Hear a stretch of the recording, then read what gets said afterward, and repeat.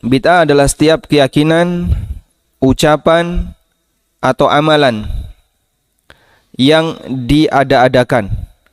Kalimat diada-adakan berarti sesuatu yang sifatnya baru.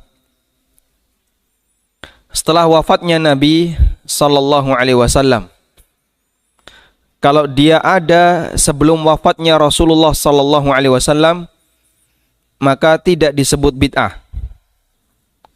Kalau dia sudah ada sebelum wafatnya Rasulullah sallallahu alaihi wasallam, tidak disebut bid'ah meskipun pelakunya adalah sahabat.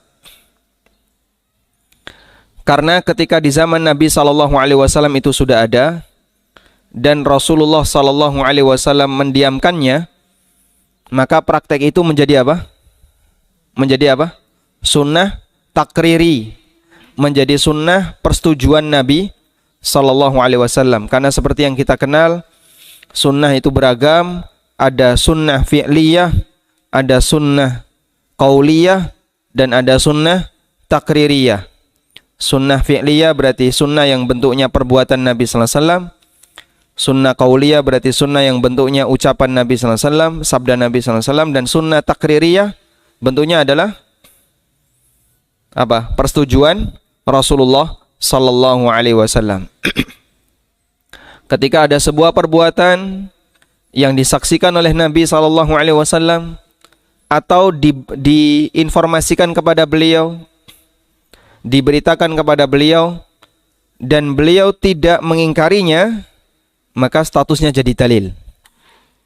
Dan itulah manusia yang luar biasa, satu-satunya manusia yang diamnya jadi dalil, Rasulullah sallallahu alaihi wasallam. Sedangkan selain beliau, diamnya belum tentu jadi dalil. Karena ketika Nabi sallallahu alaihi wasallam diam, tidak memberikan pengingkaran, berarti perbuatan itu diperbolehkan. Dan orang yang membela bid'ah, salah satu alasannya adalah bagian ini. Ada amalan yang dilakukan oleh sahabat tidak pernah dicontohkan Nabi sallallahu alaihi wasallam. Dan itu terjadi di zaman Rasulullah sallallahu alaihi wasallam. Tapi Nabi sallallahu alaihi wasallam setuju. Berarti bid'ah ini boleh. Dan membuat kesimpulan ini salah. Amalan di zaman sahabat, amalan di zaman Nabi sallallahu alaihi wasallam dilakukan oleh sahabat, dan Rasulullah sallallahu alaihi wasallam tidak mengingkarinya setelah beliau mengetahuinya, baik dengan melihat langsung atau setelah mendapatkan informasi, dan beliau menyetujuinya, berarti itu dalil kalau itu adalah sunnah takriri, bukan disebut sebagai bid'ah. Sedangkan setelah Nabi sallallahu alaihi wasallam, kaidah ini enggak berlaku. Karena pasca wafatnya Rasulullah sallallahu alaihi wasallam, tidak ada yang bisa menjamin apakah amal itu akan direstui ataukah tidak direstui oleh Rasulullah sallallahu alaihi wasallam. Maka Allah batasi keberadaan amal yang dilakukan oleh manusia biasa yang tidak diajarkan oleh Rasulullah sallallahu alaihi wasallam. Namun kemudian beliau menyetujuinya, hanya berlaku di zaman hidupnya siapa? Rasulullah sallallahu alaihi wasallam. Contohnya, apa contohnya? Ada seorang sahabat yang beliau setiap kali ngimami salat selalu membaca Qul huwallahu ahad dan satu tambahan surat yang lain, sehingga selalu beliau baca 2 surat dalam 1 rakaat, dan di situ selalu ada Qul huwallahu ahad. Akhirnya bikin ramai di kalangan masyarakat. Lalu itu ditanyakan kepada Rasulullah sallallahu alaihi wasallam. Nabi sallallahu alaihi wasallam kemudian meminta kepada para sahabat, saluhu lima yaf'alu dzalik. Tanyakan kepada dia, kenapa dia lakukan seperti itu.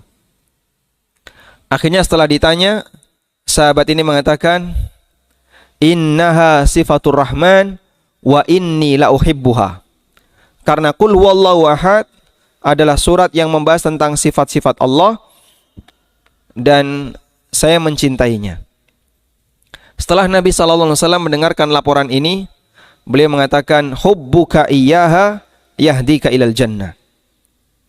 Cintamu kepada Qul huwallahu ahad akan mengantarkanmu menuju surga. Ini dalil bahwa perbuatan sahabat ini tidak diajarkan oleh Nabi sallallahu alaihi wasallam, dan hadisnya riwayat Bukhari. Demikian pula dalam hadis riwayat Muslim dari Abu Sa'id Al-Khudri. Ada sahabat yang diminta untuk meruqyah orang kafir yang disengat binatang. Lalu dia berani maju dengan satu syarat, kalau nanti sembuh saya dikasih kambing. Akhirnya diruqyah dengan membacakan surat Al-Fatihah. Sembuh. Kemudian mereka dikasih kambing. Dan sahabat ketika itu tidak berani memutuskan apakah kambing ini boleh disembelih atau tidak, sampai ditanyakan kepada Rasulullah sallallahu alaihi wasallam. Setibanya di Madinah, mereka melaporkan kepada Rasulullah sallallahu alaihi wasallam, dan Nabi sallallahu alaihi wasallam mengatakan, "Aina tadri annaha ruqyah?" Dari mana kau tahu kalau Al-Fatihah adalah ar-ruqyah? Artinya Rasulullah sallallahu alaihi wasallam setuju atau tidak? Setuju. Demikian pula ada sahabat yang ketika beriktidal, pada waktu iktidal, sahabat ini membaca Rabbana walakal hamdu hamdan katsiran thayyiban mubarakan fi.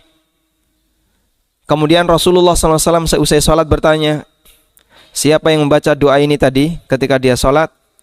Ana ya Rasulullah, kata salah satu sahabat. Kemudian Nabi SAW mengatakan, aku melihat ada beberapa malaikat yang berebut untuk mengantarkannya kepada Allah. Demikian pula ketika membaca doa iftitah. Dan semua praktek itu dilakukan oleh sahabat tanpa dohirnya, tanpa diajari oleh Nabi SAW. Makanya beliau tidak mengatakan, saya pernah ngajari itu kepada kamu. Tapi beliau menyetujuinya.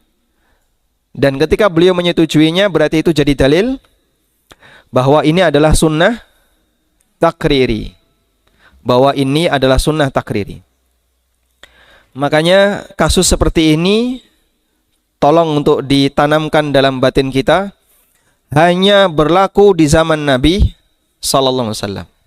Kalau di zaman setelah beliau wafat, maka kaidah ini sudah tidak berlaku. Karena itu di zaman Ibnu Umar radhiyallahu anhu ada orang yang dia bersin.